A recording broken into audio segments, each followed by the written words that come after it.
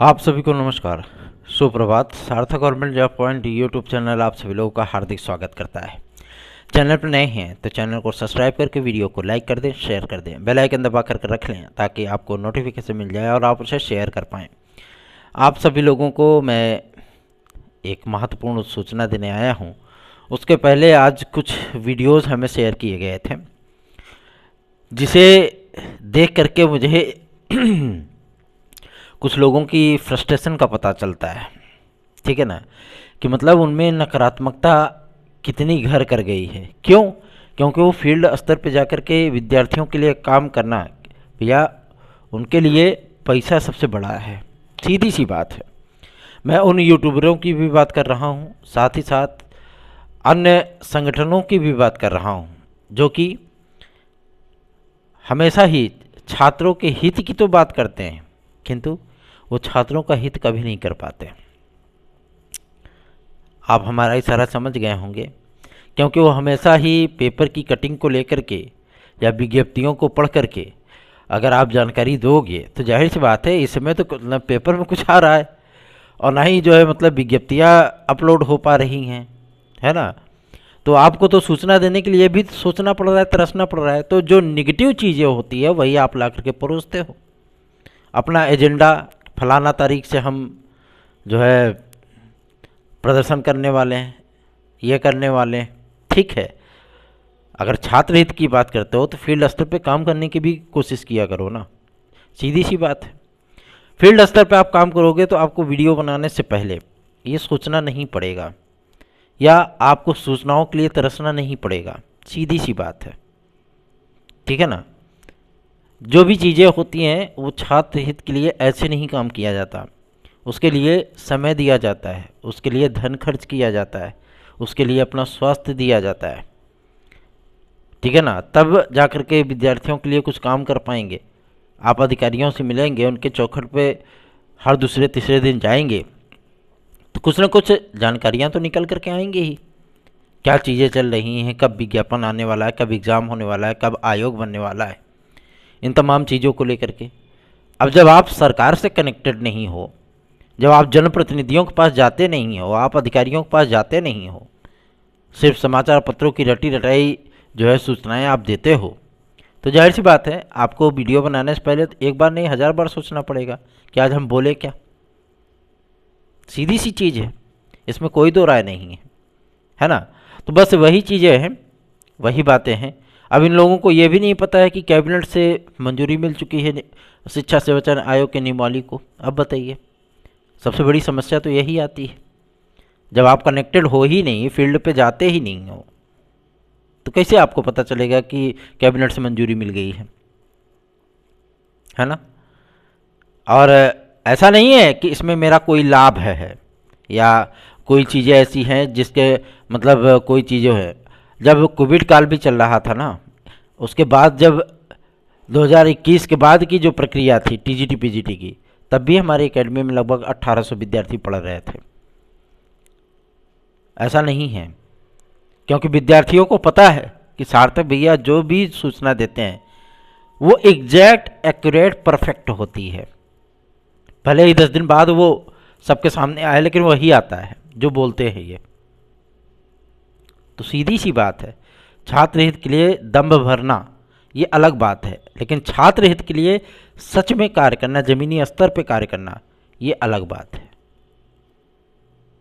ठीक है ना।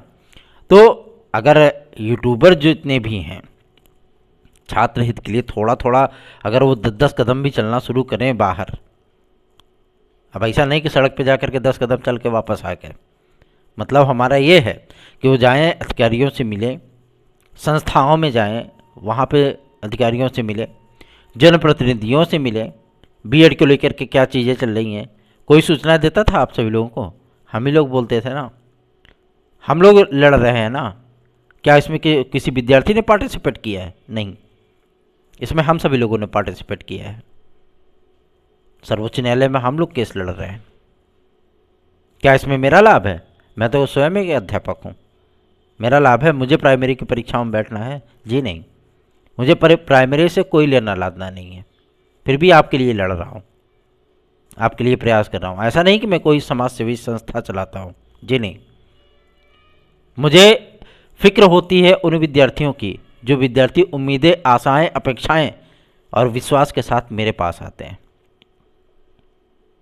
धन से नहीं, मौलिक अटैचमेंट के साथ, ठीक है ना। जो मुझे व्हाट्सएप पे अगर 25 विद्यार्थियों ने मैसेज भी कर दिया कि भैया ये समस्या है, तो उन समस्याओं को शासन स्तर पर पहुंचाने की जिम्मेदारी भी हमारी बन जाती है। मैं फिलहाल इन सारी बातों को करने में यकीन नहीं करता, लेकिन आज चूँकि उनका ये है कि कुछ यूट्यूबर हैं, सरकार समर्थित मीडिया हैं, जो ये सारी चीज़ें फैलाती हैं, प्रोपेगेंडा चलाती हैं कि फरवरी में टीजीटी पीजीटी का एग्ज़ाम होगा, 10 तारीख तक विज्ञापन आएगा, 25 दिन के भीतर आयोग में अध्यक्ष सदस्य आ जाएंगे। ये एक नैतिक प्रक्रिया है, 25 दिन 30 दिन का टाइम नहीं लगता है। आपने टीजीटी पीजीटी 2021 फाइनल होने के बाद जब माध्यमिक शिक्षा सेवा चयन बोर्ड से आप सभी लोगों ने देखा होगा कि सदस्यों का विज्ञापन जारी हुआ था, कितने दिन में जारी हुआ था? 2 दिन के भीतर हम सभी लोग विज्ञापन जारी करा पाने में सफल हो गए थे। आवेदन की तिथियां कितनी थी, कितने दिन तक आवेदन लिए गए थे? महज 4 दिन का टाइम दिया गया था। ये कोई एग्ज़ाम है क्या? ये कोई भर्ती परीक्षा हो रही है क्या, जिसमें साक्षात्कार होंगे, जिसमें पेपर होगा, रिजल्ट आएगा, तब अध्यक्ष और सदस्य बनेंगे? ऐसा तो है नहीं बिल्कुल भी। ये एक सरकारी नैतिक प्रक्रिया है। क्यों? क्योंकि ये कानून में लिखा गया है कि किसी भी पद पे अगर नियुक्ति होनी है, भाई प्रधानमंत्री, राष्ट्रपति भी बनता है तो वो भी इलेक्शन की प्रणाली से गुजरता है ना। तो हर चीज़ का अनुपालन होता है। अब हर चीज़ का अनुपालन होना है, ग्राम का एक प्रधान और सदस्य और बीडीसी मेंबर भी अगर आप चुनते हो तो क्या करते हो? वोट डालते हो ना। तो वैसे ये भी प्रक्रिया है, इनका भी आवेदन लिया जाएगा, उसके बाद शॉर्ट लिस्ट कर लिया जाएगा, जो योग्य होगा उसको नियुक्त कर दिया जाएगा। अब इच्छा थोड़ी ना इनको लोग को बैठाल करके एग्जामिनेशन सेंटर में चलो भैया पेपर दो। पूछा जाएगा कि बाबर के जो मतलब कितनी लड़ाइयाँ लड़ी थी, ऐसा थोड़ी ना क्वेश्चन बनेगा। तो आप सभी लोग इन सारी चीज़ों की, इनकी निराशा, हताशा और फ्रस्ट्रेशन को समझने की कोशिश करिए। ये जितने फ्रस्ट्रेट हैं, जितने निराश हैं, ठीक है ना, वो 3 राज्यों का चुनाव परिणाम आ जाने के बाद 4 राज्यों का, जाहिर सी बात है ये और ज़्यादा फ्रस्ट्रेशन में चले गए हैं। बहुत से ऐसे लोग हैं जो आप ये ट्विटर पे और फेसबुक पे देखेंगे तो नॉर्थ इंडिया और साउथ इंडिया को भी बांटने की बात कर रहे हैं कि नॉर्थ इंडिया जो है पूरी तरीके से सांप्रदायिक हो चुका है। अब बताइए, मतलब हम सभी लोग सांप्रदायिक हैं और साउथ इंडियन जो है वो सांप्रदायिक नहीं है, क्योंकि तेलंगाना में कांग्रेस जीती है। ऐसी बातों से हंसी भी आती है और क्रोध भी लगता है कि देश में आखिर चल क्या रहा है। बहुत सी, ऐसा नहीं है कि छात्रों की आत्महत्या होती है तो छात्र आत्महत्या करते हैं, तो जाहिर सी बात है कि कई सारे रीजन हो सकते हैं। ऐसा थोड़ी ना है कि सिर्फ एक ही रीजन हो सकता है। और 100 व्यक्ति अगर पढ़ाई कर रहा है तो जरूरी थोड़ी ना कि 100 में से 100 को नौकरी मिल जाएगी, वो भी सरकारी। 100 में से तो 15 ही को मिलेगी ना, बाकी तो 85 जो है मतलब कुछ ना कुछ करेंगे ही। सीधी सी चीज है। मैं यहाँ भाषण देने नहीं आया हूँ और ना ही मतलब मैं किसी का समर्थन करने आया, किसी का विरोध करने आया हूँ। मैं अपनी बात रख रहा हूँ आप सभी लोगों के समक्ष कि अगर कोई छात्र हित के लिए कार्य करेगा ना तो उसको सोचने के लिए और वीडियो बनाने के लिए सोचना नहीं पड़ेगा, सूचनाएं ऑटोमेटिक उसके पास आएंगी। ठीक है, चलिए खबरों की शुरुआत कर लेते हैं। कई लोगों से बातचीत कर लिया गया है। अब एलटी ग्रेड और जीआईसी प्रवक्ता के विज्ञापन के लिए हम सभी लोग 14 तारीख से कमर कस रहे हैं और 10 तारीख से और लगातार प्रयास करेंगे ताकि 31 दिसंबर के पहले पहले आपका एलटी ग्रेड जीआईसी प्रवक्ता आदि के विज्ञापन जारी हो जाएं। खंड शिक्षा अधिकारी की भी जानकारी प्राप्त हो गई, क्योंकि 3-4 बड़े विज्ञापन इनके पेंडिंग हो गए हैं। एपीएस की अभी नई वैकेंसी भी इनको डिक्लेयर करनी है, ठीक है ना। उसके साथ साथ आप सभी लोगों को देखने के लिए मिलेगा पीसीएस 2024 का भी विज्ञापन। आयु वर्ग को लेकर के आप सभी लोगों को आज शाम तक या कल तक शासन की तरफ से डिक्लेरेशन भी मिलने वाला है। उसके बाद विज्ञापनों की प्रक्रिया वो तत्काल प्रभाव से स्टार्ट कर दी जाएगी, मतलब विज्ञापन आप सभी लोगों के जारी होंगे। जन सूचना अधिकारी लोक सेवा आयोग में हम सभी लोग जब गए थे, उनसे मुलाकात किए, तो उनसे सिर्फ यही रिक्वेस्ट किया गया था कि एलटी ग्रेड जीएसटी प्रवक्ता का विज्ञापन शीघ्र जारी किया जाए। इस पर उन्होंने कहा था कि आयु वर्ग को लेकर के हम सभी लोगों ने जो प्रस्ताव भेजा है, शासन के पास जो प्रस्ताव पेंडिंग है, उधर से हमें क्लियरिफिकेशन मिल जाए। 8 तारीख तक माध्यमिक शिक्षा मंत्रालय से क्लियरिफिकेशन लेटर भी इनको इशू हो जाएगा, मिल जाएगा। उसके बाद आपके विज्ञापन को जारी कर दिया जाएगा, मतलब अब ज़्यादा दिन की प्रक्रिया शेष नहीं है। बात करेंगे आपके शिक्षा सेवा चयन आयोग को लेकर के, तो शिक्षा सेवा चयन आयोग में आप सभी लोगों में बताना चाहूँगा कि प्रक्रियाएं आप सभी लोगों की जस की तस चल रही हैं, ठीक है ना। ऐसा नहीं है कि सब कुछ रुका पड़ा है, नहीं। सचिव, उप सचिव, परीक्षा नियंत्रक, वित्त अधिकारी, कार्यकारी अधिकारी और जिन जिन स्टेनोग्राफर, क्लर्क, चपरासी आदि की नियुक्तियां होनी हैं, इन सभी लोगों को इनकी जो फाइनल लिस्ट थी, मतलब जो इनको नियुक्त करना है, वो सर्च कमेटी के अध्यक्ष कौन है? मुख्य सचिव। उनके माध्यम से मुख्यमंत्री महोदय को प्रेषित किया जा चुका है। अब इस पे आप लोगों को अधिसूचना देखने के लिए मिलेगी। पहले आपकी आयोग की नियमावली को प्रस्तुत किया जाएगा, पब्लिक डोमेन किया जाएगा, ठीक है ना। पब्लिक डोमेन करने के बाद जाहिर सी बात है कि उसमें किसी को कुछ आपत्तियां हो सकती हैं, किसी को जो कोई अधिकारी किसी प्रस्ताव पर ऑब्जेक्शन कर सकता है, तो उन सारी चीज़ों पर जो है नज़रें एक बार घुमाई जाएंगी। उसके बाद उसको पब्लिक डोमेन कर दिया जाएगा, ठीक। फिर आप लोगों की सूचना फटाफट जारी होना शुरू हो जाएगी। और ऐसी भी परिस्थितियां नहीं हैं कि लोकसभा चुनाव के बाद कोई चीज़ें होंगी, क्योंकि कुछ लोग तो जनवरी में ही आचार संहिता लागू करवा रहे थे। आप देख लीजिएगा, जनवरी में आचार संहिता कभी लागू नहीं होगी, ठीक है ना। इसके लिए तो बिल्कुल चिंतित ही मत होइए, तैयारियां करते रहिए पॉजिटिव वे के साथ। जो ऐसी प्रक्रियाओं में संलग्न होता है, आत्महत्या करता है, दुनियादारी करता है, जाहिर सी बात है वो सबसे बड़ा कायर है। ये कायरतापूर्ण है। जो होता है वो होने दो, ये कायरतापूर्ण कथन है। जो हम चाहेंगे वो होगा, इन्हीं शब्दों में जीवन है।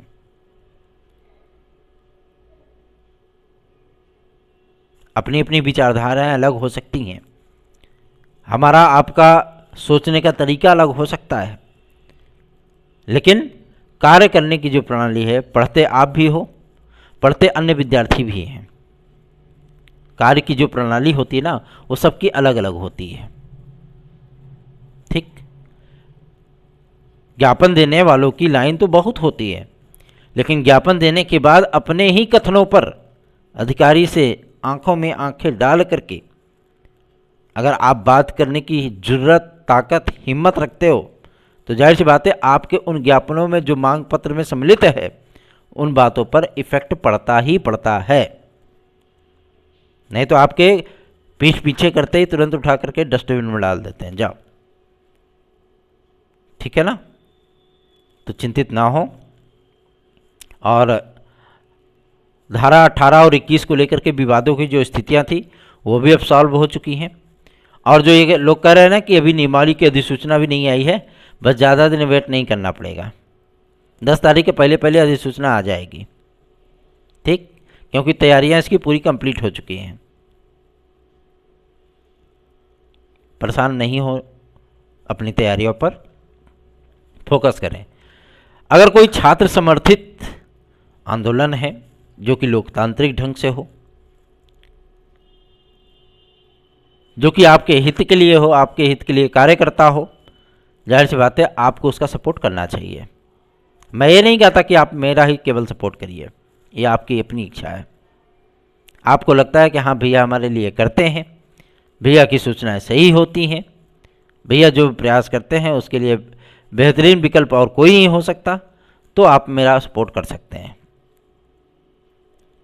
क्योंकि ऐसे ही नहीं 12,000 विद्यार्थियों का जो है विश्वास भरोसा कायम रखा हुआ है। ठीक है ना। चलिए आगे बढ़ते हैं। UPSSC के माध्यम से भी अब कुछ आपके पेंडिंग रिजल्ट्स को जारी करने के संबंध में आज्ञा पत्र मिलने में अब ज़्यादा समय नहीं है। और सबसे बड़े आपके जो परिणाम हैं वो वीडियो री एग्ज़ाम का है, साथ ही साथ PET 2023 का है। इस एग्ज़ाम रिजल्ट को जारी करने के बाद, क्योंकि वीडियो री एग्ज़ाम तो चलिए ठीक है 2018 की है, उसको तो फाइनल करना ही पड़ेगा क्योंकि बहुत समय निकल चुका है। और साथ ही साथ आप सभी लोगों की जो PET 2023 है उसको इसलिए जारी करना ज़रूरी हो गया है क्योंकि उसी के माध्यम से 13-14 लगातार आपके विज्ञापन जारी होने हैं।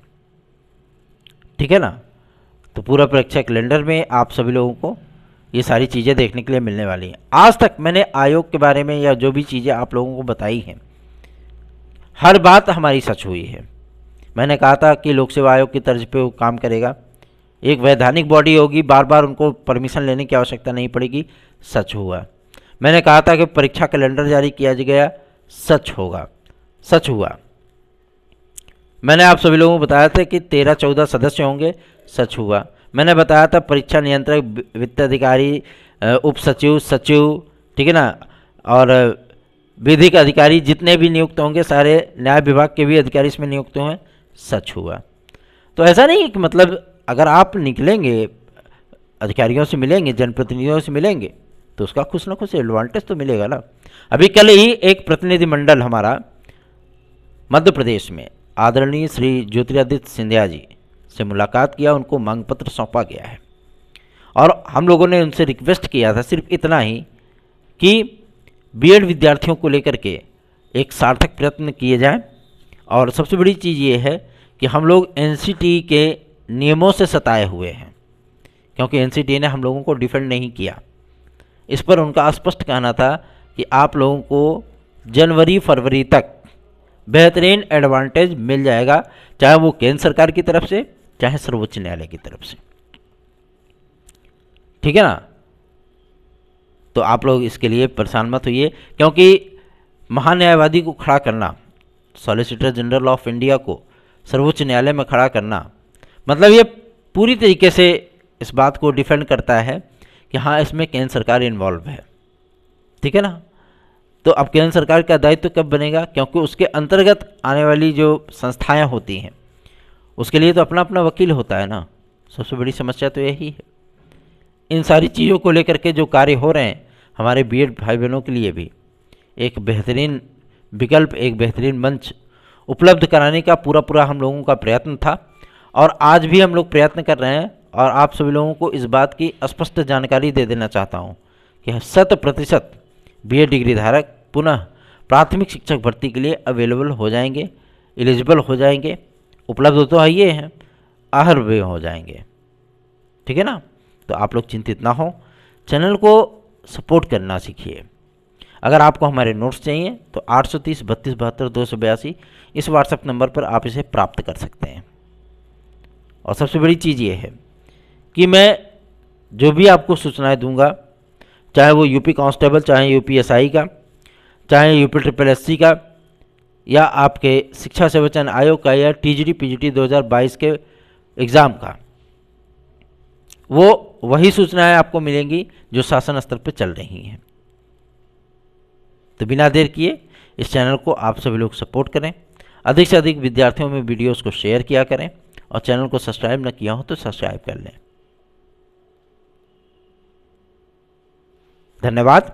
आप सभी का दिन शुभ हो।